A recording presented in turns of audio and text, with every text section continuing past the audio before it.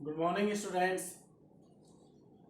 आज हम हमारी ऑनलाइन क्लासेज में जो नवा चैप्टर चल रहा है उप सह संयोजक यौगिक, इसमें एक नया टॉपिक स्टार्ट करने जा रहे हैं। उप सह संयोजक यौगिकों में बंधन, कि उप सह संयोजक यौगिकों में बंधों का जो निर्माण होता है वो किस प्रकार से होता है, इनकी ज्यामिति, इनमें संकरण, इनके रंगों की व्याख्या या इनके चुंबकीय गुणों की व्याख्या किस प्रकार की जाती है।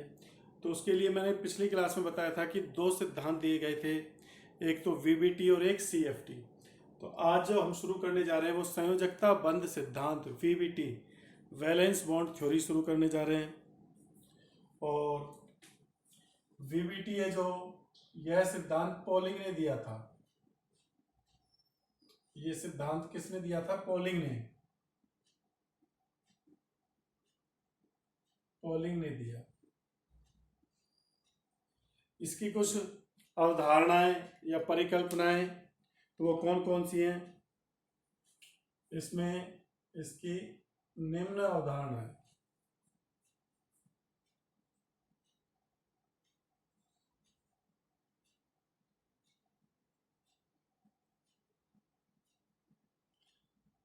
सबसे पहली अवधारणा तो क्या है कि समन्वय संख्या या लिगेंडों की संख्या के आधार पर, कोऑर्डिनेशन नंबर या लिगेंडों की संख्या के आधार पर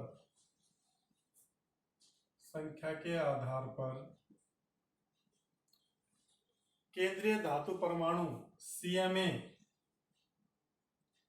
के प्रयुक्त संकरण में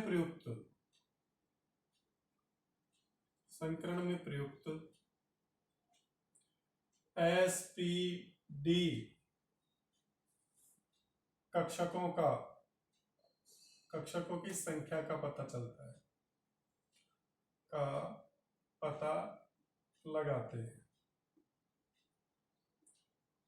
मान लीजिए जैसे कोऑर्डिनेशन नंबर 4 है, लिगेंड 4 जुड़े हैं केंद्रीय धातु परमाणु से, तो इसका मतलब 4 एसपीडी कक्षा के जो संकरण में भाग लेंगे। और मान लो 5 है तो 5 लेंगे, 6 है तो 6 लेंगे। तो मतलब संकरण में भाग लेने वाले कक्षकों की संख्या का पता किससे चलता है? कोऑर्डिनेशन नंबर, समन्वय संख्या या लिगेंडों की संख्या के आधार पर।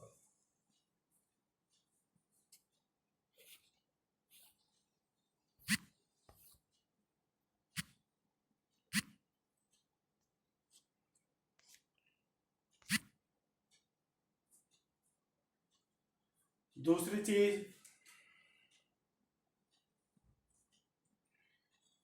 सीएमए का सर्वप्रथम सीएमए का ऑक्सीकरण अंक ज्ञात करते हैं। इसके बाद क्या काम करना है? सीएमए का ऑक्सीकरण अंक ज्ञात करना है, जो मैंने आपको बताया है किस प्रकार से, कि वो +2 ऑक्सीकरण अवस्था प्रदर्शित कर रहा है, या +3 या +4 जो भी। इसके बाद अगला पॉइंट क्या है? फिर सीएमए का इलेक्ट्रॉनिक विन्यास लिखते हैं।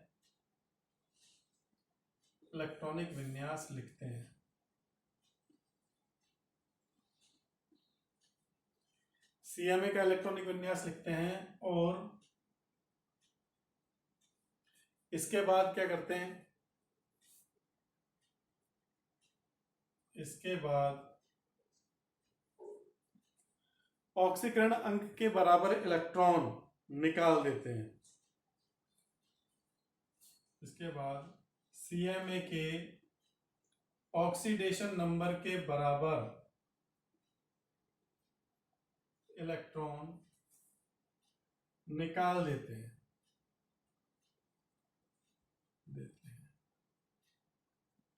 ये कार्य करते हैं और केंद्रीय विन्यास का निर्माण करते हैं। वह केंद्रीय विन्यास का निर्माण करते हैं।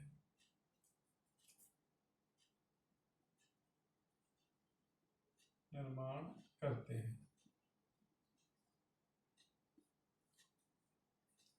चौथा रूल क्या है? यदि लिगैंड प्रबल है, यदि लिगैंड प्रबल है तो आंतरिक n-1 आंतरिक n-1 डी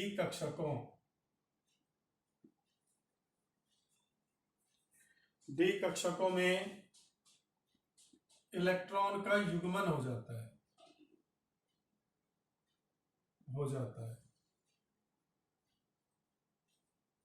यदि आपका लिगैंड प्रबल है। अब ये प्रबल लिगैंड और दुर्बल लिगैंड के बारे में मैं अभी आगे लास्ट में बताऊंगा इस थ्योरी में।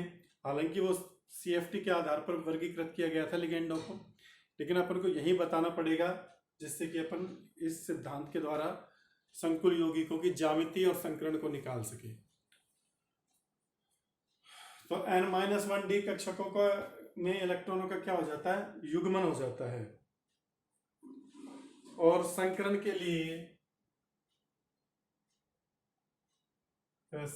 के लिए आवश्यक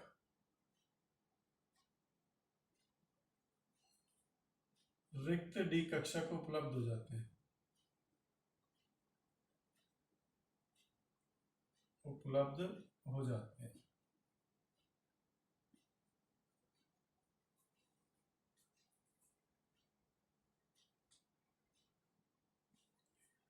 अब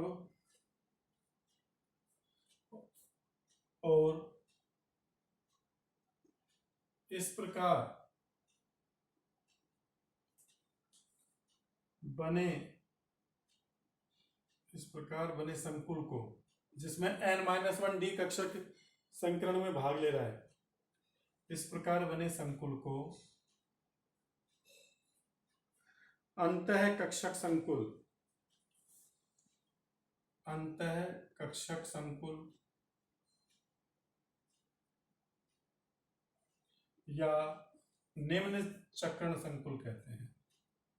लो स्पिन निम्न चक्रण संकुल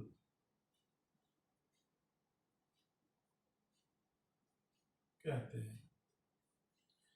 तो ये याद रखना, अंतः कक्षक संकुल या निम्न चक्रण संकुल कब कहें, किसे कहते हैं? जिस संकुल के निर्माण में आंतरिक n-1 डी कक्षक इलेक्ट्रॉन n-1 डी कक्षक संकरण में भाग ले, उसके इलेक्ट्रॉनों का युग्मन हो जाता है तो उपलब्ध हो जाते हैं n-1 डी कक्षक। पांचवा पॉइंट, यदि लिगैंड दुर्बल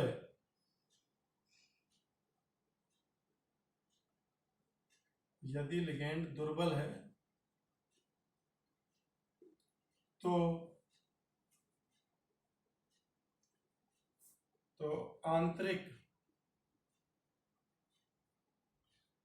n-1 डी कक्षकों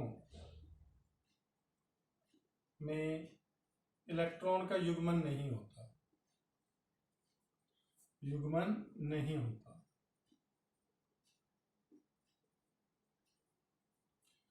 अब युग्मन नहीं होता तो संकरण के लिए जो बाहर के n-1 डी कक्षक भाग लेंगे, वह संकरण के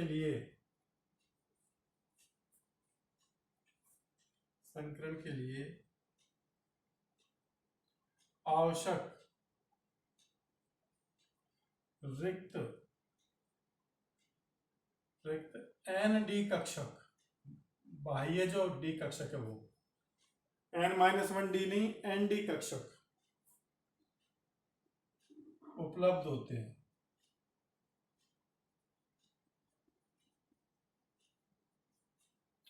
अब के बाद आंतरिक कक्षक उपलब्ध नहीं होंगे, बाह्य n डी कक्षक उपलब्ध होते हैं।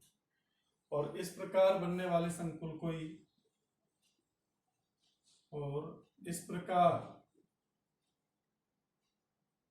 बनने वाले संकुल को बाह्य कक्षक संकुल क्योंकि बाह्य रिक्त डी कक्षक भाग ले रहे हैं, बाह्य कक्षक संकुल या उच्च चक्रण संकुल कहते हैं।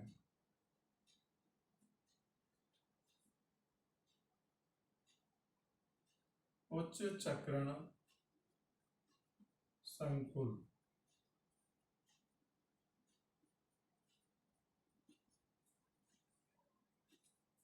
तो ये आपके 5 पॉइंट हो गए इसके। अब छठा पॉइंट क्या है? भिन्न भिन्न संकरण के आधार पर ज्यामिति निर्धारित हो जाती है। संकरण के आधार पर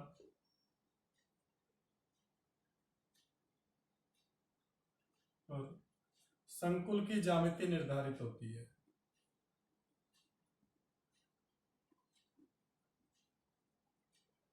निर्धारित होती है।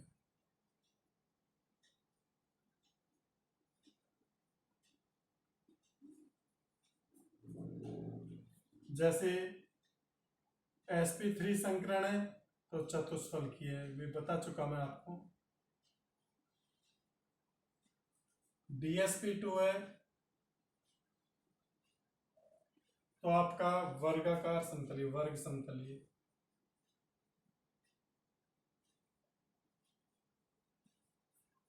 या sp3d2 या d2sp3 है तो अष्टफल की, पहले भी बताया है। ये इनकी ज्यामितियां हो जाती हैं। तो देखिए इस सिद्धांत के मेन पॉइंट क्या है। सबसे पहले कोऑर्डिनेशन नंबर के आधार पर संकरण में प्रयुक्त एसपीडीएफ कक्षकों की संख्या का पता लगता है कि कितने कक्षक संकरण में भाग लेंगे। फिर सीएमए का ऑक्सीकरण अंक ज्ञात करते हैं और उसका इलेक्ट्रॉनिक विन्यास लिख लेते हैं और उसमें से ऑक्सीकरण अंक के बराबर इलेक्ट्रॉन निकालकर केंद्रीय विन्यास बना लेते हैं। फिर उसमें देखते हैं कि आपका जो संकुल है, संकुल का लिगेंड अगर प्रबल है तो अंदर के जो n-1d कक्षक है उनमें इलेक्ट्रॉनों का युग्मन हो जाता है और वो कक्षक संकरण में भाग लेते हैं। इसके इस प्रकार से जो संकुल बनता है उसको अंतः कक्षक संकुल या निम्न चक्रण संकुल कहते हैं। और अगर लिगेंड दुर्बल है तो n-1d कक्षकों के इलेक्ट्रॉनों का युग्मन नहीं होगा तो वो तो भाग लेंगे नहीं, बाहर वाले nd कक्षक संकरण में भाग लेते हैं। और इस प्रकार बने संकुल को क्या बोलते हैं? बाह्य कक्षक संकुल या उच्च चक्रण संकुल। और संकरण के आधार पर ही हम संकुल की ज्यामिति का निर्धारण करते हैं। इसका स्क्रीनशॉट ले लीजिए। ये 6 पॉइंट है इस अवधारणा में। स्क्रीनशॉट लीजिए इसका।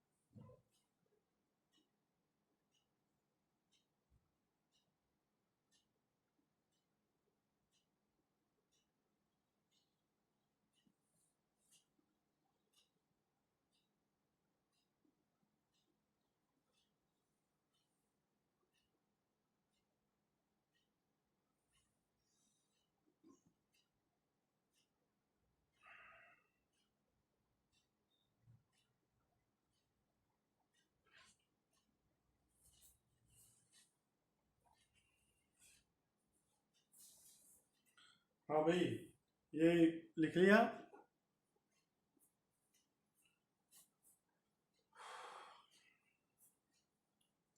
अब देखो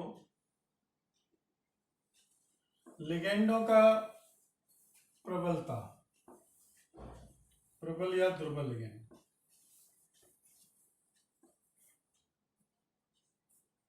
स्पेक्ट्रोकेमिकल सीरीज,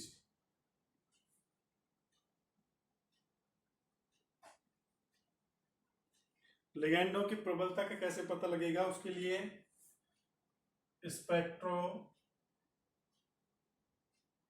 रासायनिक श्रेणी,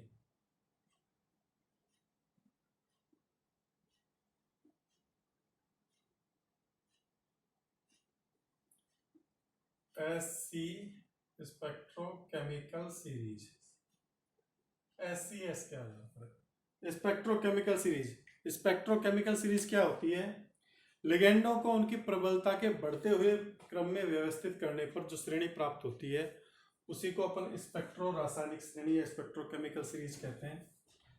लिगेंडों को उनकी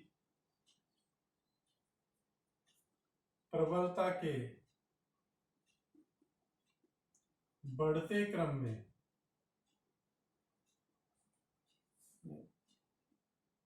व्यवस्थित करने पर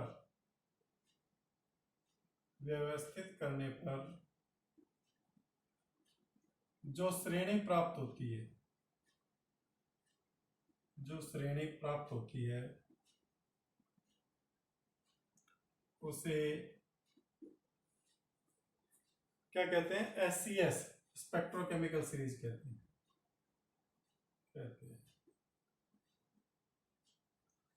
अब देखो इस श्रेणी के द्वारा हमको ये पता लग जाएगा कौन सा तो लिगेंड दुर्बल है और कौन सा प्रबल है। तो उस श्रेणी में लिख रहा हूं, आपको ध्यान में रखना, उसका स्क्रीनशॉट ले लेना।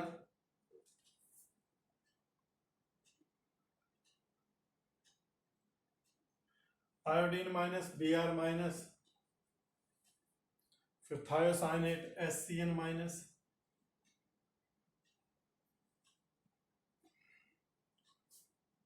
Cl माइनस S माइनस 2, फिर N3 minus F minus OH minus,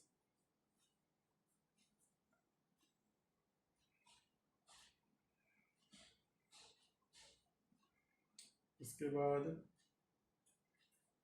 oxalate, acetate और ऑक्सलेट, यहां से शुरू कर रहा हूं। फिर CH3CO माइनस C2O4 माइनस 2,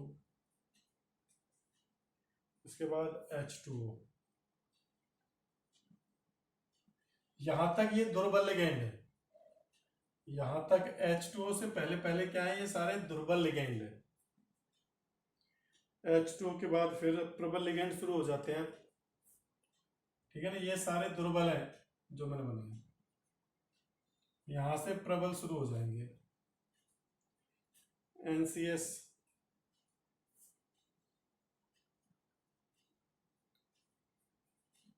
ये थायोसाइनेटो है, साइनेटो है। NCS EDTA,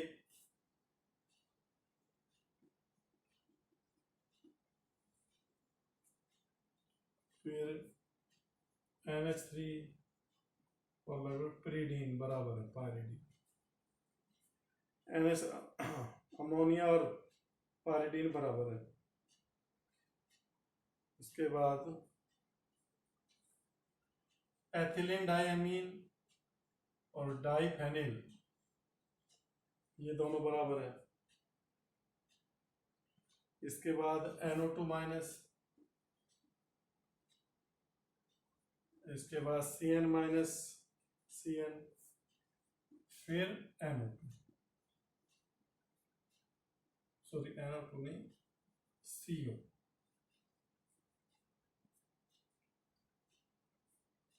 तो ये इनके लिगेंडों की प्रबलता का बढ़ता क्रम है। जल से पहले वाले ये दुर्बल लिगेंड है, ठीक है ना। यहां नोट कर लेना, H2O से कम वाले दुर्बल लिगेंड है,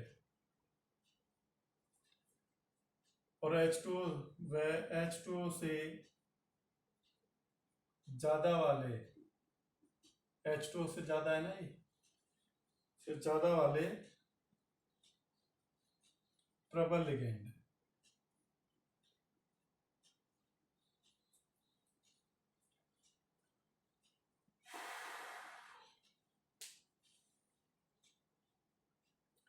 एक क्रम आपको ध्यान में रखना है। एक मैं छोटी सी ट्रिक बता देता हूं जिससे थोड़ा आप अंदाजा लगा सको कि कौन तो प्रबल है और कौन दुर्बल है। पहले तो इसका स्क्रीनशॉट ले लीजिए।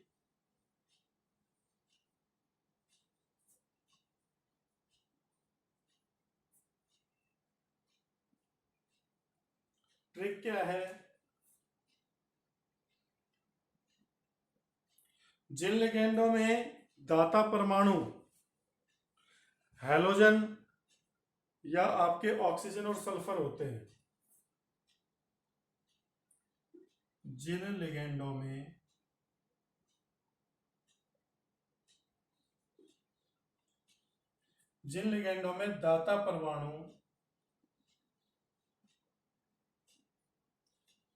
दाता परमाणु कौन कौन, या तो halogen, chlorine, bromine, iodine, fluorine, या फिर ऑक्सीजन और सल्फर हो, ऑक्सीजन सल्फर, तो वो दुर्बल लिगेंड होंगे। क्या होंगे? दुर्बल लिगेंड। इनमें देख लो, आयोडीन में I- Br-, यहां पर देखो सल्फर है, थायोसाइनेट में सल्फर है दाता परमाणु, तो दुर्बल लिगेंड है ये। फिर क्लोरीन हैलोजन में ही आ गया, सल्फर ये लिख ही दिया, और आपका N3- ये उपवाद कर लेना, फ्लोरीन, फिर यहाँ पर ऑक्सीजन है, इसमें भी ऑक्सीजन है, इसमें भी ऑक्सीजन है, तो जहां जहां पर भी ऑक्सीजन आ रहा है वो सब क्या है? दुर्बल लिगेंड। इसके अलावा जिन लिगेंडों में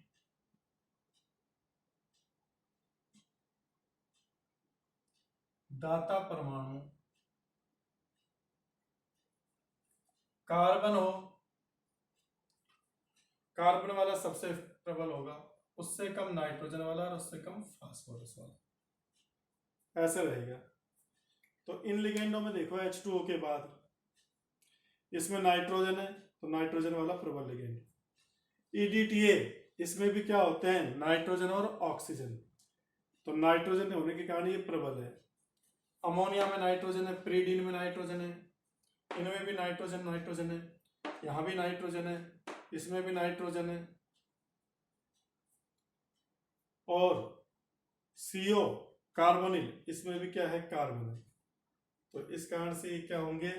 आपके प्रबल लिगेंड होंगे। ठीक है, तो ये दुर्बल लिगेंड प्रबल लिगेंड की पहचान है, इसको आपको ध्यान रखना है, बहुत इंपॉर्टेंट है। और ये श्रेणी याद रखनी है, H2O के पीछे वाले सब दुर्बल और आगे वाले प्रबल। ये स्क्रीनशॉट ले लीजिए इसका।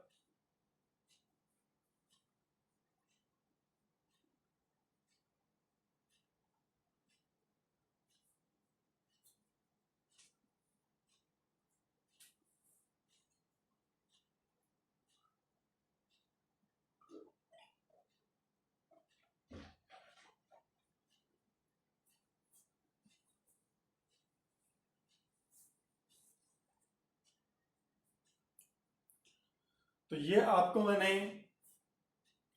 लिगेंड्स की प्रबलता का क्रम बता दिया है। आप पता कर सकते हो कौन से लिगेंड दुर्बल होंगे, कौन से प्रबल होंगे। लेकिन जरूरी नहीं, कहीं कहीं पर आपको ऐसी स्थिति का भी सामना करना पड़ेगा जब ये दुर्बल लिगेंड प्रबल बन जाएंगे और प्रबल लिगेंड क्या हो जाएंगे? दुर्बल। तो वो चीज मैं आपको बाद में बताऊंगा जो अपवाद है। अभी आप इनको याद रखिए, इसी के आधार पर अपन अपने इनके एक दो एग्जाम्पल देखेंगे। स्क्रीनशॉट ले लीजिए इनका।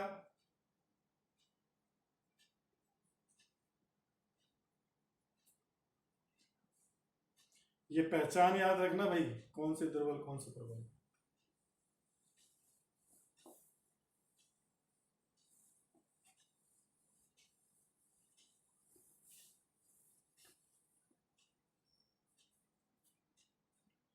हाँ भाई, अब देखते हैं। मैं एक संकुल यौगिक की ज्यामिति और उसकी व्याख्या कर रहा हूँ इस सिद्धांत के आधार पर। तो आपको ध्यान से देखना है, समझना है कैसी ज्यामिति होती है और कैसी वो होती है।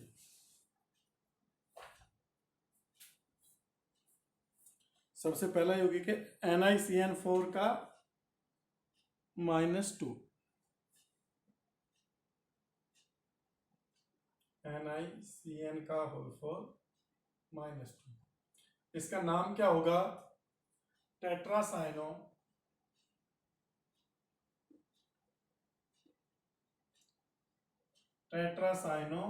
निकिलेट। अगर अपन इसका ऑक्सीकरण ज्ञात करें तो निकिल का कितना है x, और साइनो के कारण -4 बराबर -2, तो x बराबर क्या हो जाएगा +2। तो निकिलेट सेकंड आयन। तो ऑक्सीकरण तो हमें ज्ञात करना है। हमारा वीबीटी क्या कहता है कि केंद्रीय धातु परमाणु का ऑक्सीकरण ज्ञात करो, तो ऑक्सीकरण क्या है +2। अब आपका काम क्या है कि आपको निकिल का इलेक्ट्रॉनिक विन्यास लिख लेना है। आपको क्या करना है? निकिल का इलेक्ट्रॉनिक विन्यास लिखना है। पहले Ni, निकिल कौन से नंबर पे आता है? मन फेंको नी, क्यों जान जलाते हो, 28 पर। तो इसका इलेक्ट्रॉनिक विन्यास क्या होगा? ऑर्गन 28 पर है तो 3d8 4s2 और 4p खाली है। अब इसमें से +2 ऑक्सीकरणांक है, ऑक्सीकरणांक के बराबर इलेक्ट्रॉन निकाल दो, तो 4s में से 2 इलेक्ट्रॉन निकाल दो, तो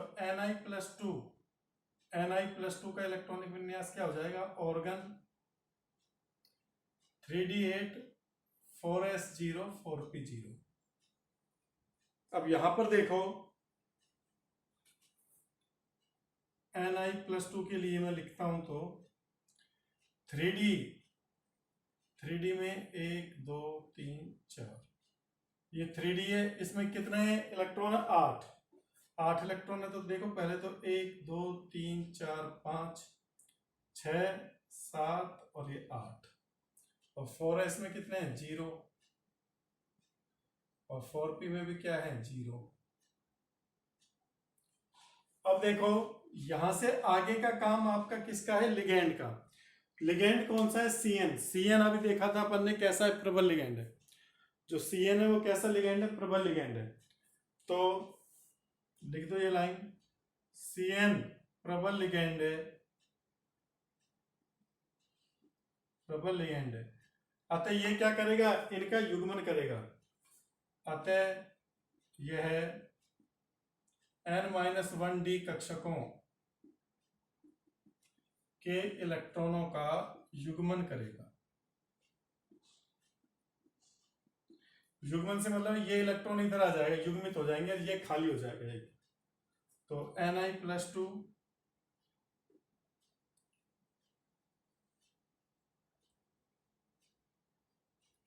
तो इनमें तो ये युग्मन हो गए। 8 इलेक्ट्रॉन है जो 4 कक्षकों में, एक ये खाली हो गया, एक ये 4s का खाली है, और 3 ये खाली है 4p के। तो देखो 3d 4s और ये 4p। तो संकरण के लिए कितने चाहिए अपन को? 4 चाहिए, 4 कक्षक। 4 लिगेंड है तो 4 कक्षक चाहिए, तो एक कक्षक ये, एक ये, एक ये और एक ये। तो आपका जो संकरण होगा वो कैसा हो जाएगा? DsP2। ये 4 संकृत कक्षक काम में आएंगे, 4 संकृत कक्षक काम में आएंगे, तो आपका जो संकरण है वो कैसा हो जाएगा? DsP2। इनमें ये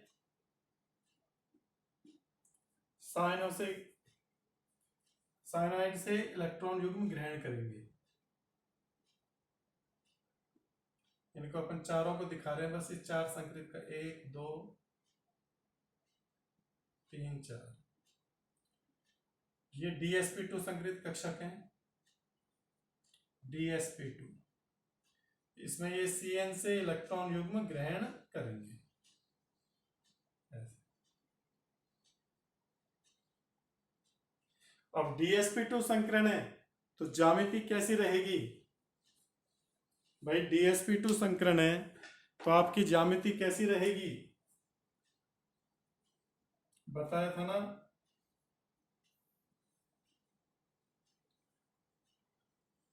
समतल वर्गाकार या वर्गाकार समतलीय, ज्यामिति कैसी रहेगी, वर्गाकार समतलीय। Ni से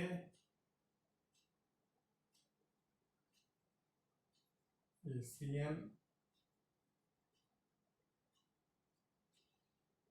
तो अब कुछ अंदाजा लग गया कि कब संकरण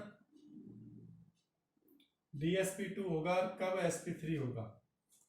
अगर यहाँ दुर्बल लिगेंड होता तो sp3 संकरण होता, फिर इसका युग्मन नहीं होता, ठीक है ना।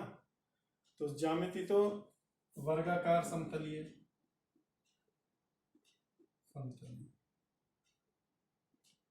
चुंबकीय गुणों की अगर अपन व्याख्या करें तो अगर इलेक्ट्रॉन, यहां पर सारे इलेक्ट्रॉन क्या है, युग्मित तो है भाई, इन्होंने ये लोन पेयर दिए थे और ये युग्मित हो गए, सभी सारे इलेक्ट्रॉन युग्मित हैं, सारे इलेक्ट्रॉन युग्मित, अयुग्मित इलेक्ट्रॉन नहीं है, अतः ये कैसा होगा, प्रतिचुंबकीय।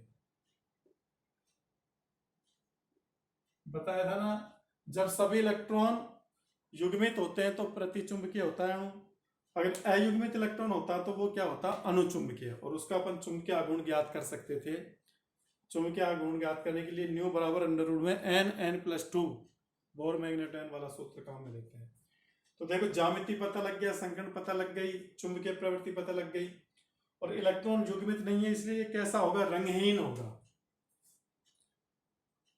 अयुग्मित इलेक्ट्रॉन एब्सेंट है,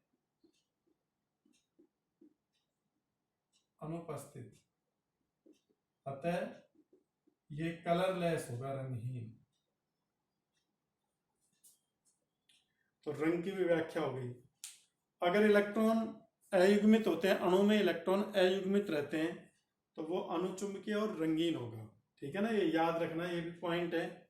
अगर सभी इलेक्ट्रॉन युग्मित है तो प्रतिचुंबकीय और रंगहीन, और इलेक्ट्रॉन एक भी इलेक्ट्रॉन अयुग्मित है तो अनुचुंबकीय और कलरफुल, रंगीन होगा। तो ये इस अणु की क्या हो गई, व्याख्या हो गई ज्यामितीय पर। तो ये मैंने एक एग्जाम्पल करा दिया, बाकी और एग्जाम्पल मैं कल की अगली क्लास में कराऊंगा। कल इसके एग्जाम्पल ही देखेंगे अपन, और भी इंपॉर्टेंट बातें देखेंगे। इसको अच्छे से समझना, अच्छे से पढ़ना, इस एग्जाम्पल को समझना है आपको। तब तक के लिए बाय।